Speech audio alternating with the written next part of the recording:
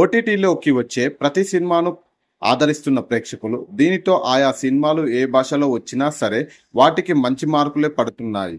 ఈ క్రమంలో మరో కోలీవుడ్ మూవీ ఓటీటీలోకి రానుంది. సినిమా అంటే ఎంటర్టైన్మెంట్ కు కేర్ ఆఫ్ అడ్రస్ గా మారిపోయింది. దీనితో థియేటర్లో సినిమాలు చూసే వారి కంటే కూడా ఓటీటీలో సినిమాలు చూసే వారి సంఖ్య బాగా పెరిగిపోతుంది. ఈ క్రమంలో కొన్ని సినిమాలు ముందస్తు ఇన్ఫర్మేషన్ తో భారీ బడ్జెట్ తో వస్తుంటే మరికొన్ని సినిమాలు ఎటువంటి ఇన్ఫర్మేషన్ లేకుండా సైలెంట్ గా స్ట్రీమింగ్ అవుతున్నాయి. దీనితో ఓటీటీ లవర్స్ ఖుషి అయిపోతున్నారు. పైగా ఇతర భాషల సినిమాలు తెలుగులో వస్తే వాటిని ఇంకాస్త ఎక్కువ ఆదరిస్తున్నారు.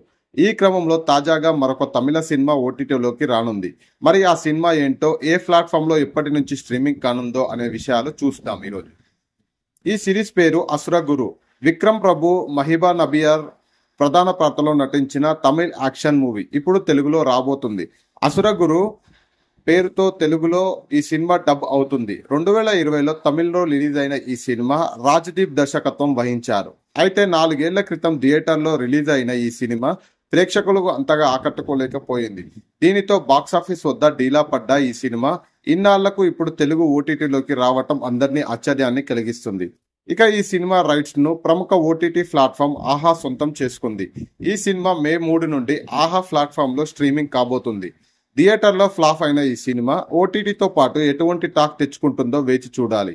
ఈ అసురగురు సినిమా కథ విషయానికి వస్తే, ఈ సినిమా కథ అంతా ఒక దొంగ చుట్టూ తిరుగుతుంది. ఈ సినిమాలో విక్రమ్ ప్రభు ఓ దొంగ పోలీసులకు దొరకకుండా డబ్బు దోచేయాలని చూస్తుంటాడు. దీనితో అతన్ని పోలీసులకు పట్టించాలని అనుకుంటూ ఉంటుంది మహిమ. ఈ క్రమంలో అతను సామాన్యులకు సహాయం చేయటానికి ఈ దొంగతనం చేస్తున్నాడనే విషయం తెలుస్తుంది. అయినా కూడా అతన్ని పోలీసులకి పట్టించాలని అనుకుంటుందా? వీరి మధ్య ఉన్న సంబంధం ఏంటి? ఈ విషయం తెలియాలంటే సినిమా చూడాల్సిందే. మరి ఈ సినిమాపై మీ అభిప్రాయాన్ని కామెంట్ రూపంలో తెలియజేయండి. Thanks for watching.